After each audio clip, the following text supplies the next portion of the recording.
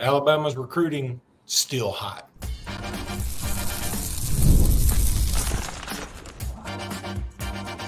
You are Locked On Bama, your daily podcast on the Alabama Crimson Tide. Part of the Locked On Podcast Network, your team every day. Hey, everybody, and welcome back into Locked On Bama. Luke Robinson, that's me. Jimmy Stein, that's him. We appreciate you making us your first listen every single day. You guys are the absolute best. And our long national nightmare is over of Luke's internet problems, we think. At least for today, I believe. So it doesn't matter. Hopefully you were enjoying my muffled voice and blurry face anyway. It was like watching Cinemax back in the old days, late at night, when you didn't have a subscription to it, but you wanted to see what was on Cinemax.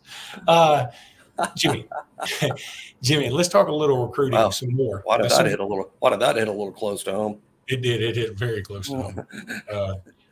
As I was saying it, I was like, I need to quit talking. I'd completely forgotten watching blurry through the static cinema. I've completely erased that from my life, and then you just brought it right back.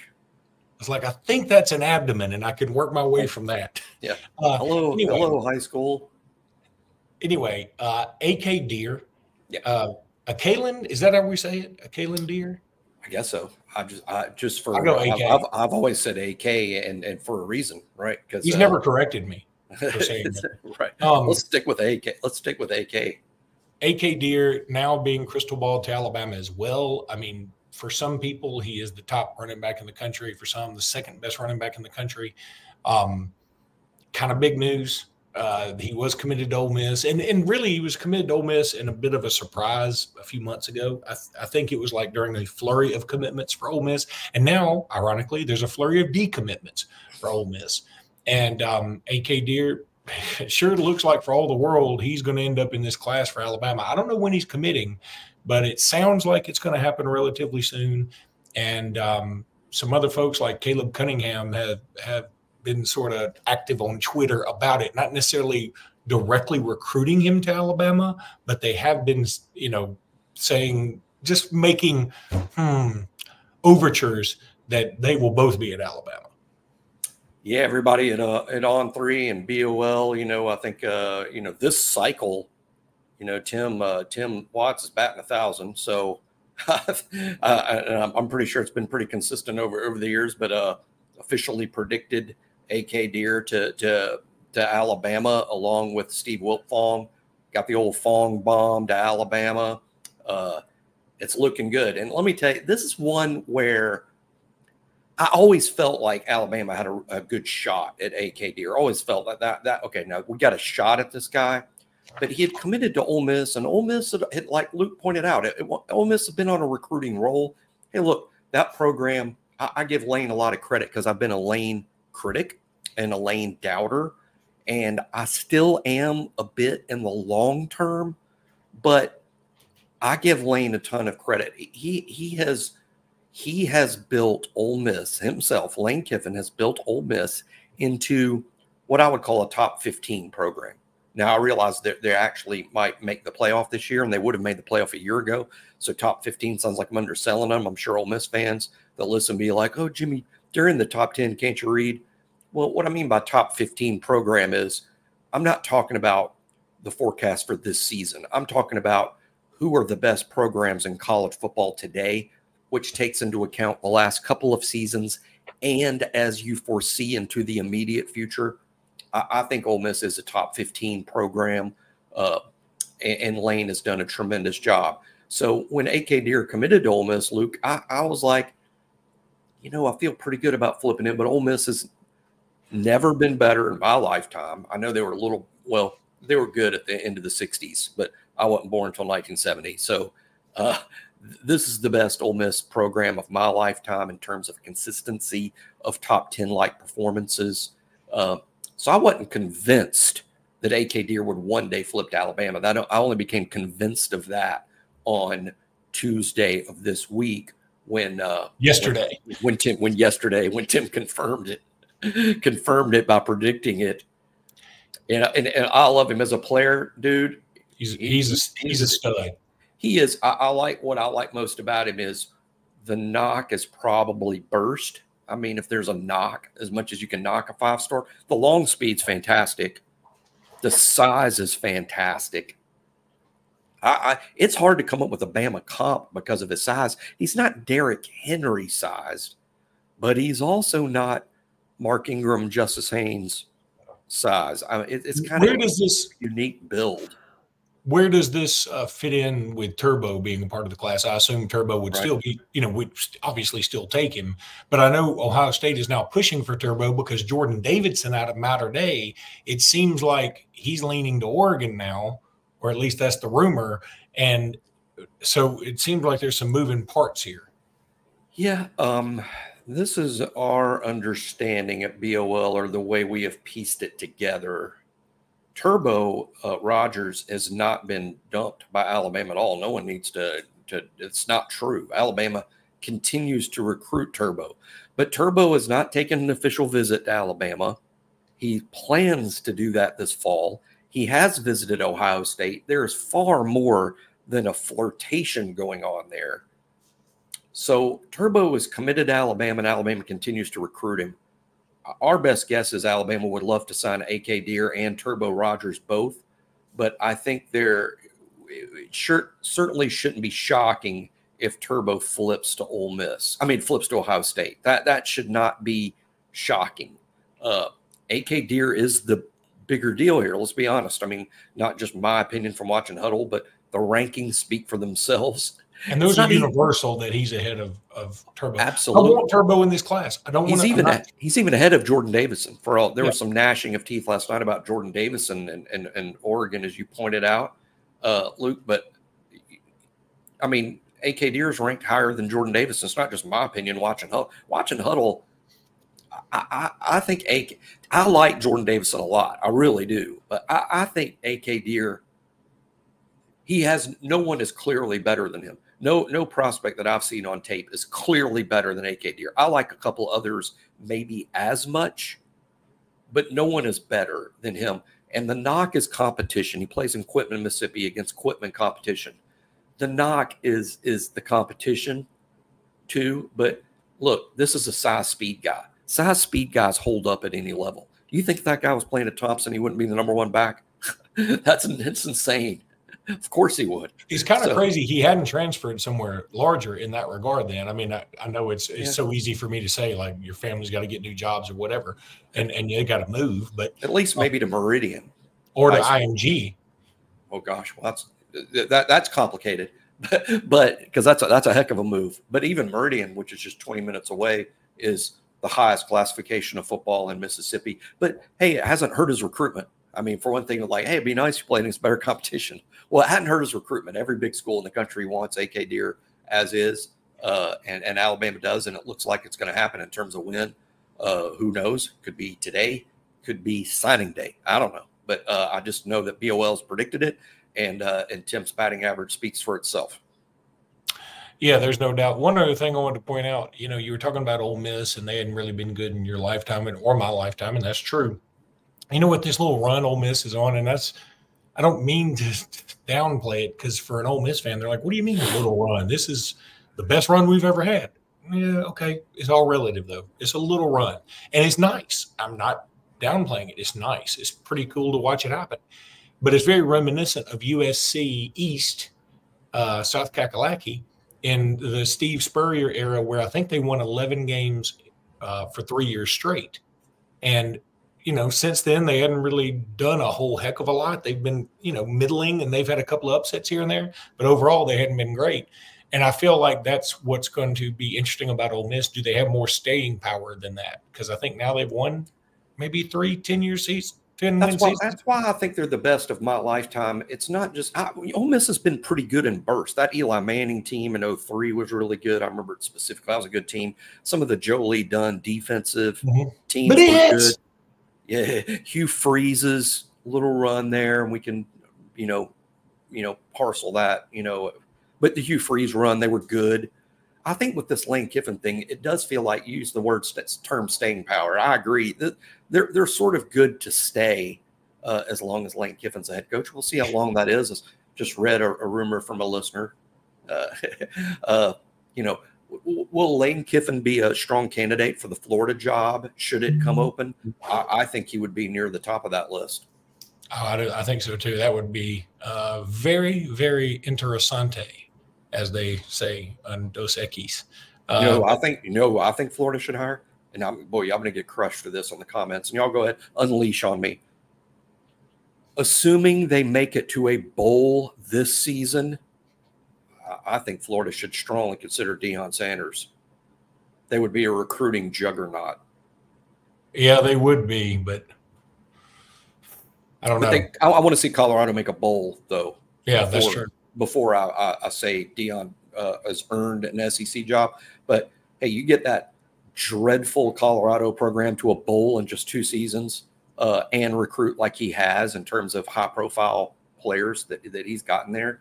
I don't know, but Lane would be a good hire based on what he's done at Ole Miss.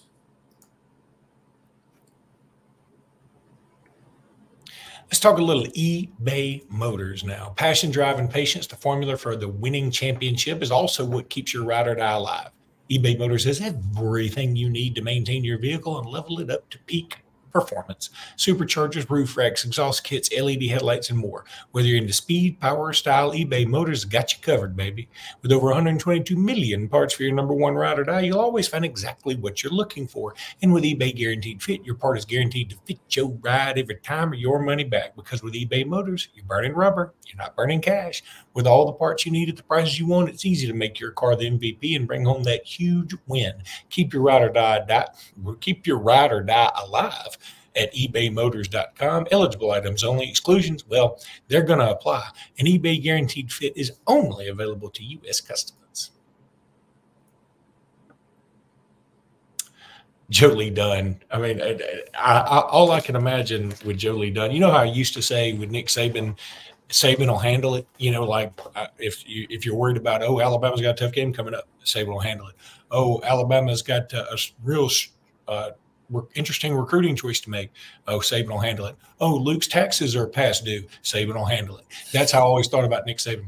Jolie Dunn was the same way with Blitz. It'd be like, Jolie, it is 4th and 20, and they're backed up on their 1. What do you think we should do? I'm going to say Blitz. It's 1st and 10, and the game just started. What do you think we should do?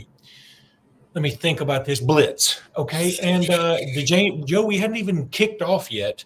We're warming up. How would you like to proceed? I think we blitz. You know, Joe Lee was just blitz. He was Roll Tide Willie before Roll Tide Willie ever came around. Welcome to Dairy Queen, Joe. What's your order? Blitz. Blitz Blizzard. Isn't that what they're called? Isn't that what they're called? Oh God! If you had the Joe Lee, if Dairy Queen had come up with the Joe Lee Dunn Blitzard back in the day, oh my God! And they'd have to serve it to you with no socks on, because remember, he never wore socks. I bet you his shoes were the funkiest in the SEC, and that's saying something. Oh, the NIL deals would be flowing in Oxford. I think they already are. They didn't need blitzers. How about this? We all know this is a Ryan Williams podcast. Oh, how about Jamarcus Shepard going on 100.9 today? And he says the growth of Kendrick Law and Emmanuel Henderson has struck him the most since he got there. And then they said, okay, well, what are your thoughts on Ryan Williams? He said, oh, get your popcorn ready. Now, that quote was much cooler back probably when Terrell Owens said it, Ellick City name, by the way, way back when he was playing for the Cowboys or whatever. But it's still cool now, and it excites me as a Ryan Williams sycophant. It's the 3rd time in 5 days that I've heard Ryan Williams has been exceptional in the summer player-led 7-on-7 stuff. 3rd time. I'm counting from Shep, because that counts. And I don't think this is the way I took it. I don't think Shep's comment on 100.9 on the Barry Sanderson show, I didn't take that as he's talking about his high school huddle tape. Yeah, I took it as he's talking about what Ryan's done since he's been on campus, catching balls with his teammates in the player-led practices. And again, I've heard it from 2 other places as well.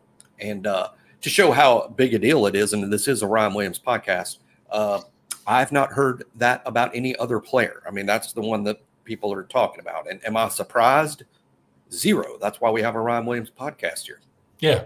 And that's so true. But, the other thing, if I was thinking about this the other day, that I was on Locked on Auburn with Zach Blackerby the other day, because he's doing something cool. And I want to, by the way, in the comments, tell me if y'all like this. I don't know that we can do it, but just asking. He's gone to 2 podcasts a day, but with 2 segments per podcast versus 3. Okay. And he says people liked hearing him in the morning and liked hearing him in the afternoon. And, he said, okay, I'll give this a whirl for a while if I can keep it up. And he said it's been going gangbusters. If you guys like that, let us know. We'll see what we can do. We can't promise anything, but it's something to investigate. But I was on his. So it would be a shorter show. Shorter show. So like, would you say that like 2 13-minute segments, 2 14-minute shows instead of 1 30-minute show, basically? Yeah, it's like 2 20-minute shows instead of 1 30-minute. Yeah, that's more like what it would be. Interesting. So I was on his podcast the other day, and we were talking about Jaquez Robinson, but had some people on there saying, one of the comments was, I really love when I'm having a bad day, I go back and watch Locked on Bama from when Saban retired just to see their tears. And I was like, yeah, that's true. I said, but here's the other thing. I didn't say this to him, but I thought, if Ryan Williams ends up being as good as you and I think he will be, we're going to be insufferable. But if for whatever reason he doesn't pan out, I don't think that's humanly possible. But if he doesn't pan out, we're going to have a lot of Auburn people watching us just for the tears. Oh, yeah. Okay. Well, I'll deliver them. I will. Oh, you won't have to watch me on this. You will just see me out in the street crying. I'm the Auburn fans that like tuning in when we probably, I don't even remember. That was all such a blur. Did we literally cry? We might have. I remember being in shock. I don't remember crying. I remember being in shock, even though we had been saying, it happened the way that I said on the show it would happen for years, which is it would be sudden. It would not be a tour. This is going to be my last year. It was going to be him deciding, I don't want to do this anymore on what amounted to a whim.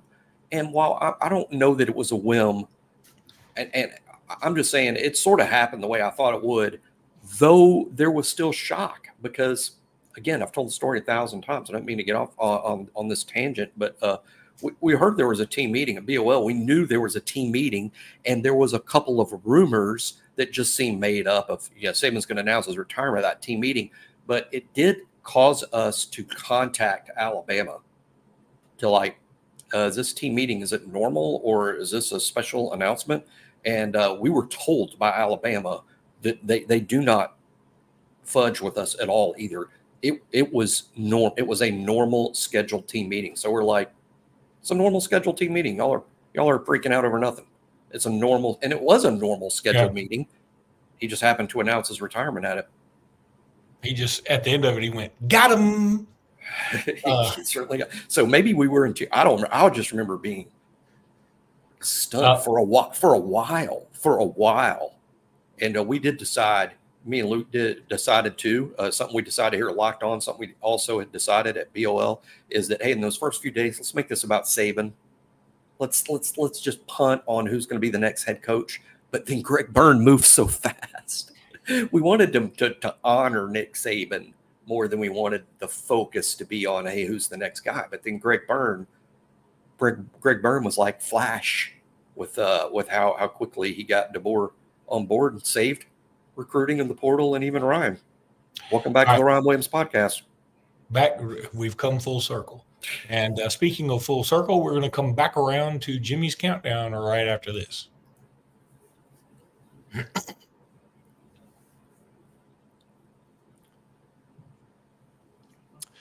So, Jimmy, we're to our countdown. We got to squeeze 2 guys into this one segment. First one being number 40. Yeah, is 40. It 40? 40 is Justin Jefferson, not that one, the other one, the linebacker at Alabama, the undersized linebacker at Alabama, not the superstar wide receiver. I like him a lot. I do. at the same time, I probably am not as fired up about him this year as I was thinking he would make an impact last year. So I'm coming in this with a lot of trepidation.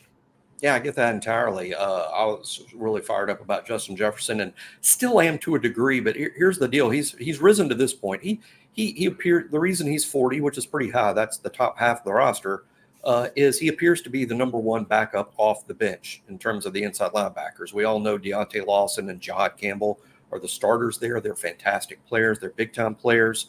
They're going to play a ton of snaps, and really, we probably won't see a lot of snaps from backups. But if we do, Justin Jefferson will be the first one out there. He started on A-Day because Jahad, I think, was out, and Justin Jefferson started, which was a good reminder of Lawson and Campbell's injury history.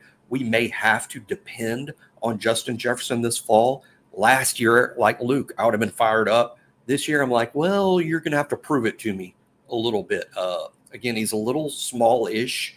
Although listed at 6'1", 225, that doesn't sound small. He just seems like he's got a smaller frame. When you look at him, he wears a DB number, you know, he's sort of framed like a defensive back. But let me tell you, this dude will put his hat down and he will hit you. That's one of his best traits is his physicality. He's also great in pass coverage. I'm curious to see what he looks like, and we may see what he looks like quite a bit again because Campbell and Lawson, both in their histories, have been hurt and missed games. And if so, Justin Jefferson will be out there and we will be dependent on him to help us win the games. I'm curious, physical, fast, now a senior, didn't transfer. Everyone had him in the portal. The fans did. But who didn't enter the portal? Justin Jefferson. I think he likes Alabama. I think he wants to be a part of things at Alabama. Good special teams player for sure. And I'm excited about what his potential. But I'm with Luke. I'm a little bit more in show me as opposed to last year when I'm like, put this kid out there. This year I'm more like, let's show me. But, yeah, he's the #1 inside linebacker off the bench. Couple of things. First of all, you know, I think Jahad Campbell is certainly the more intimidating of the two. But I'll say this just from having my limited football playing experience way back when, that as a big guy, yeah, I mean, you know, when you go up against other big guys, you're like, oh, this is tough. But it's when one of those little guys puts their hat on you that you're like, oh my God, that hurt. Because it takes you aback. You're like, I didn't expect you to have that. I was unfamiliar with your game, sir. Yeah, and he seems like you know who he seems like to me? He seems like a Dennis Franchione starter. That's what he seems like. Now that's before everybody goes, what an insult. It's not an insult. Franchione had a good thing going and he sort of blew it. And it was going to be blown up for him, by the way, because we were under probation. No, you just comped him to, and I never thought of this before until you said it, but it's so true. You just comped him to, remember under friend Derek Pope? God, Jimmy, I was trying to think of who it was. I wanted to even ask you. And in fact, didn't Derek wear, did he wear number 40? Might have. I mean, I just remember as soon as you said Franchione, I'm like, Derek Pope, you know, Justin Jefferson's a lot like that's him. What I was trying to think of. That's great. That's a great call. I'm gonna steal that later and BOL post. By the way, I may or may not give you credit. I'll give you credit. No, I don't even want you to because people go, well, if that jackass thinks it, I don't think it is. I didn't come up with it at all. And I think it's great, and I think he is a lot like him, obviously physically. Now Derek Pope, to some extent, now he wasn't a first-round pick or anything like that, but Derek Pope is a good football player. I mean, there's no question about Derek Pope was a good football player. And if Justin Jefferson has to play this fall, let's hope that it's a Derek Pope type performance. Hoping for Popin. So Jimmy, let's go to Zabien Brown really quickly. And you know, we probably don't even need to spend a ton of time on here because people know if you listen to this podcast, we use his name a lot. We like him. And in fact, you know, today there was a tweet of a video of Dijon Lee who commits Friday, and we think that'll be to Alabama, a 5-star in this class. And he had a one-handed, left-handed interception on a fade that was just remarkable. And you know what? The first thing I thought was, oh, my God, that looks like Zabien Brown out there. Now, I know Zabien Brown hadn't played at Alabama yet, but their highlights are very similar to me. You know, I go to practice for BOL and looking forward to that about 36 days from now or so. And I say that because one of the first things, the very first spring practice I went to, we watched the DB group. They were right in front of where they allow the riders to watch, and the DBs were right in front of us. And I was immediately like, Zabien Brown is big. And by big, I'm not talking about Dijon Lee freak big. I'm just talking about, I expected Zabien Brown to look like a freshman corner. He doesn't look like a freshman corner at all. It looks like he's been in a college program. He's got a great NFL-sized frame, and he was with the starters. I mean, the first practice. So, and of course, a freshman had to start because there was only one non-freshman with the corners this spring, and that was Damani Jackson. So you knew Damani would be out there, and he was. But who would be the other corner? Would it be Jalen Mbakwe? Would it be Zay Mincy? Would it be the returning Jaleel Hurley? No, it was this guy. And Zabien not only was out there early, Luke, Zabien held on to that first team role the entirety of spring practice, all the way through A-Day. And I know that I myself project Deshaun Jones to be the second starting corner along with Damani. I do. That's why Deshaun's ranked a little higher than Zabien. We'll get to him in a few days. But I don't rule out Zabien Brown beating out either Deshaun Jones or Damani Jackson. I think it's very possible, and I think we're going to be talking about Zabien in the future in the same way we talked about Kool-Aid and Terrion Arnold. I think Zabien Brown might be – I know he has first-round ability. Just up to him to develop it. Yeah, I got it quick. I don't know if that even counts. That's not going to count as a mute. And I muted yesterday, so I'm on double secret probation as is. Yeah, I'm allowed to mute. Only I can mute. I'm like, anyway, all right, that's going to do it for today's podcast. We will be back tomorrow. More countdown stuff. We think we'll be back tomorrow. Jimmy's got some transportation logistical stuff going on.